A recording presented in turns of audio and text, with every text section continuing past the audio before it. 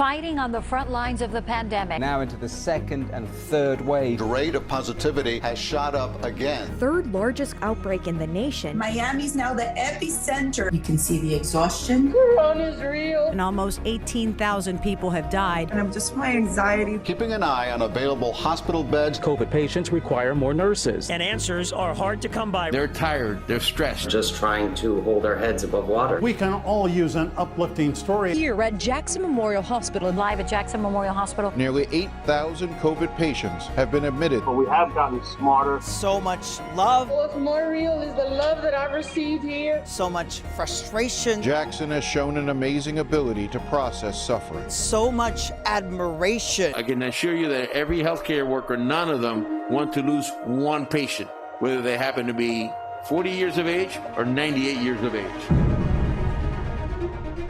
This year has been hard for everybody, both personally and professionally. From the beginning, it was scary for all of us. Everybody I talk to in healthcare, we all tend to agree that this has been the most challenging year for us because of the remarkable challenges that COVID-19 has projected, and that is no less true for transplantation.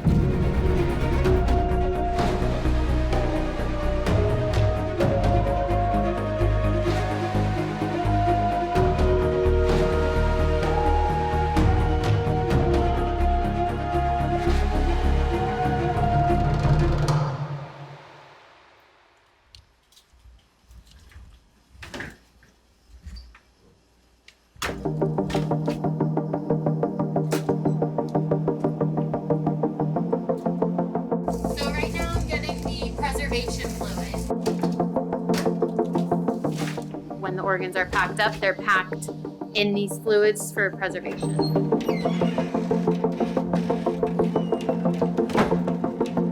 From the beginning, when the pandemic started, there was a lot of uncertainty. You are facing a pandemic and, the risks of having disease and transmission, and the physicians were out there. And we started thinking, okay, if you have, 5 people on your team and 1 is down or 2 is down, how are you going to be able to cover everything that you normally cover? We all wanted to help. It has taken a toll on multiple patients as well as the staff and what Jackson Health System has had to endure along with the University of Miami faculty. But I think the most important thing is that it's brought a lot of people together to serve a bigger good and have a better outcome at the end of the day.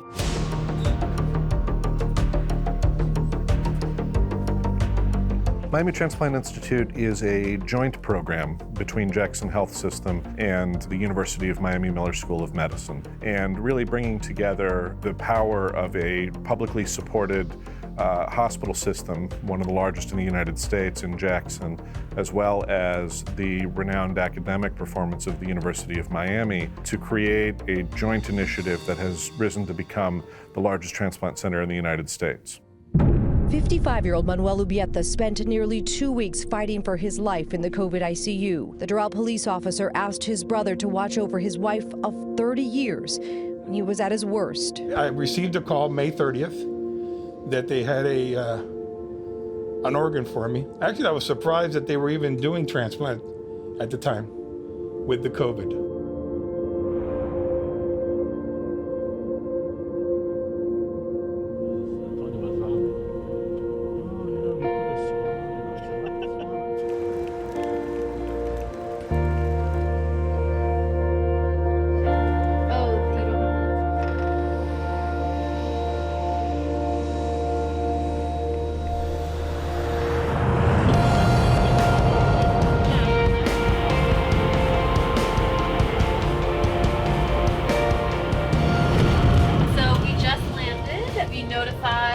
Our recipient team, the recipient attending, the donor desk, and the on-site team for the donor team here at the donor hospital. And we are on our way to the hospital.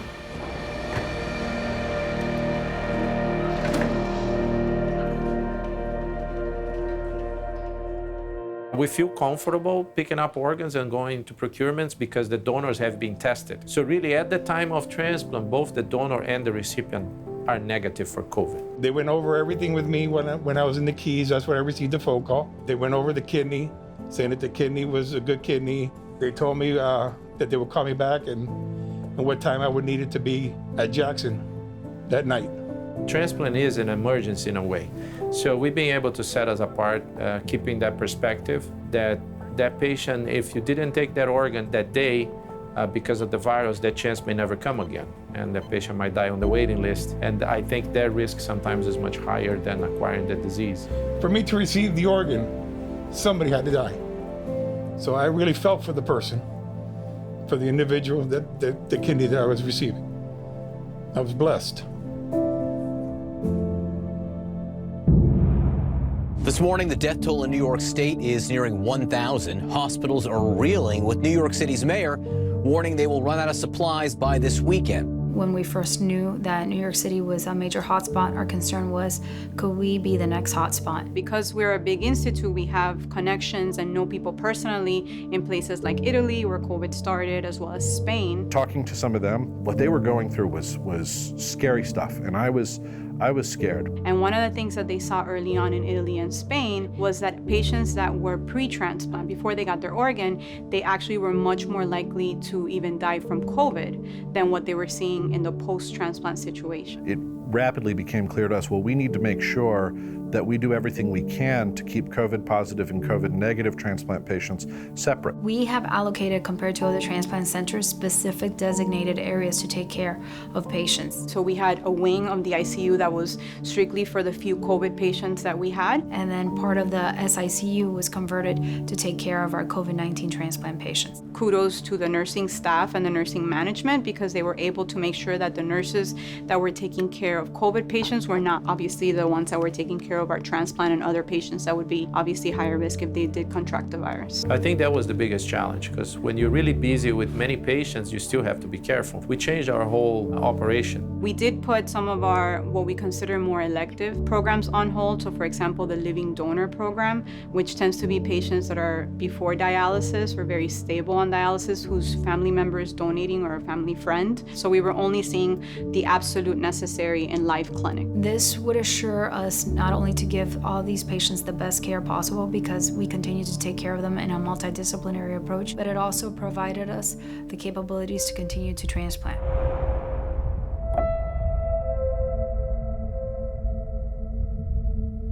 We just had the patient inside the room, and anesthesia is going to get ready, and then we will check the donor numbers and everything, make sure that this is the right patient, like routinely we do, and then check certain papers with the local organ procurement organization before we go into the OR.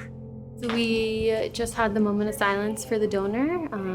Everyone in the OR takes a moment and says a little prayer and thanks to the donor, prayer for the recipient, and the family usually writes a note talking about who the donor was as a person and gives their best luck to the recipient.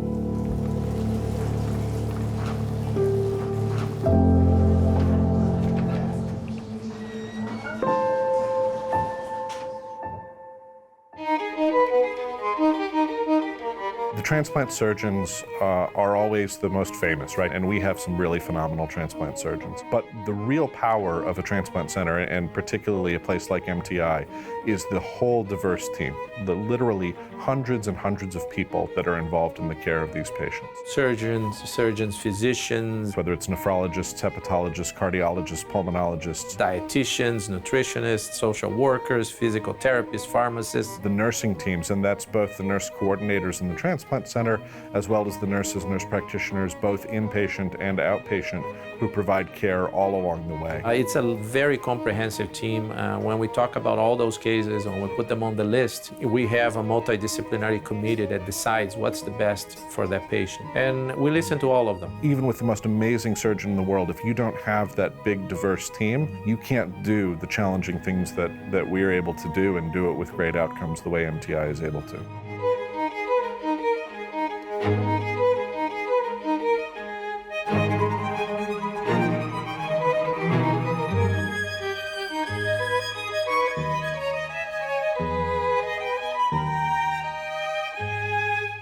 COVID-19 has affected almost every single organ, and it's very hard to predict who's gonna not only acquire the virus, but how they're gonna respond to the virus. And it really has to do with their immune system response. I was transplanted May 31st. Everything went well. I mean, I was progressing. I went back to work. I would say 2 weeks ago, I came down with the COVID virus. It's a 20-minute drive here. And from me walking to the car and getting in and all that, when I got here to Jackson, I had my wife get a wheelchair for me because I couldn't walk to the door. That's how fast it deteriorated. I was on close to 100% oxygen because I couldn't breathe. And that's when everything started to go through my head, you know, that I might not make it through this.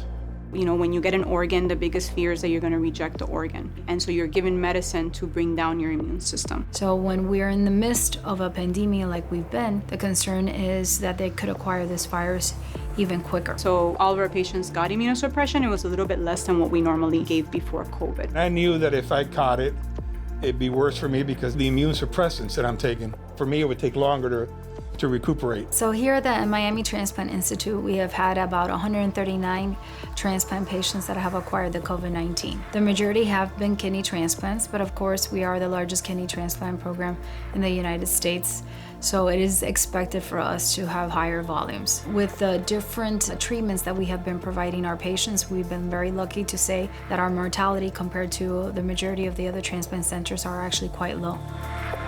The IT department at Jackson has worked very hard to dramatically and quickly ramp up our telehealth services. We were actually able to get in touch with families that we may not even have seen. It's benefited patients who live a few blocks away to not have them come to campus, but it's also made care possible for people who live hundreds of miles away and frankly can't get here. I think one of the most challenging things as professionals was communication for us. In other words, we're so used to going to a patient room and having everybody there and talking about how the patient's doing, the plan of the day, and here we had to rely a lot on, media. It sounds crazy to say that we're using telehealth to see a patient in our own hospital, but we are. We know that even if there's a little bit of a slide in the experience that we're providing, the care doesn't flag. The care, we can provide care at the same level, and technology has absolutely made that possible for us. Come on in. Hello, I'll be She's crying. Why? Anita, ¿por qué tú estás llorando? Dame un fist bump. Dale una manita, Otra más, una más grande. So we have a beautiful, beautiful 3-year-old girl that came to us from Ecuador. And when COVID started, one of my fears was that she had already been waiting for 6 months. And we really didn't know, if we were gonna put the program on hold and what's that gonna mean for her, right? Is the government of Ecuador gonna say, you gotta send her back, she can't stay there anymore, and we weren't gonna be able to help her. But again, she was one of those lucky patients that because we were doing so well with the liver program, we said, you know what, risk versus benefit, if we get an offer that's good, let's go ahead and do it. The way we have risen to this level to be the largest center in the country is by finding a way to do transplants that are more complex than other places, and to use organs that other places have said, no, we don't think we can use that successfully. In the hands of our expert team, we make transplants possible that previously haven't been able to happen. The hardest part during the pandemic is communication with family members and visitors, so their family cannot come. But now we have the Bioscape digital tablets, so they can FaceTime with their family. So we had to come up with something. Part of our approach to transplantation is to involve the family in care, right? You need a strong support network on the transplant journey, and we've had to do a lot of that via Zoom. Well, the hardest thing was not to have any family in the room. I thought 5 days was rough. I've been here 2.5 weeks. I don't know how I would be if I wasn't able to at least FaceTime my wife and my children. Ah, mira, está saludando. Que te vea. He's waving. Es Roxana y John Paul. Espera a ver si lo oye. Te mandó un beso. Ay, yo no, dile que lo amo, lo adoro. Te está oyendo, dile que te está oyendo. ¿Él te oye? Gordito, cuídate, por favor, lúchala. Ya estás a punto de salir, por favor, ¿ok? Por tus hijos, por mamá, papá y todos nosotros. Ay, chica, mira, the 2 thumbs up. ¿Sí? It's been very hard to see the amount of suffering, and I wish no one had to see that because it's very sad. Many of these patients were dying by themselves. The only contact they would have would be with a nurse or a physician. Everybody that works in this hospital is a hero. As a police officer, it is dangerous, but I would not spend 12 hours in these rooms like they do. But you need that support. And while I don't have my family here, my wife, these nurses have become my family while I'm here.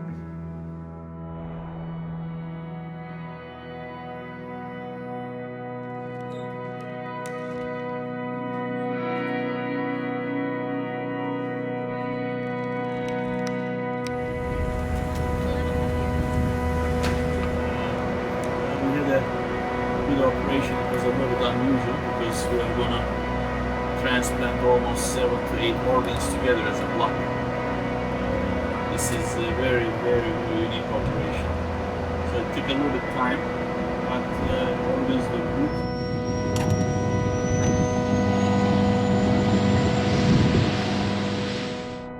We come to work every day understanding that the biggest problem facing transplantation is that there aren't enough organs. When it's not very close to you, you don't think about how many lives can be saved. I just encourage people to sign up to be an organ donor because they could potentially save several lives. That, for us, motivates us every day to say we need to find a way to do more transplants because we're keeping people alive by doing it. It's interesting because the pandemic made the world very knowledgeable about how scary things can be with viruses. It could be COVID-19 coronavirus now, but there's going to be another one down the pipeline. I don't think COVID really will change the post-transplant availability or life. And actually, I would venture to say that it's actually going to improve because I think most of us have felt very comfortable with telehealth. We're coming off 2019 where we rose to being the largest center in the country. What it took to accomplish that required unbelievable resolve, unbelievable dedication, unbelievable compassion, skill and expertise. And so I know and have known for years that this team is this special. COVID-19 has really just reinforced that for me. In the midst of all this, it's actually been very endearing to see how much people have come together. So it's really important that we always understand what our contribution is in this society to actually make things better. This team has said, we're going to protect ourselves, we're going to protect each other, and first and foremost, we're going to look out for our patients.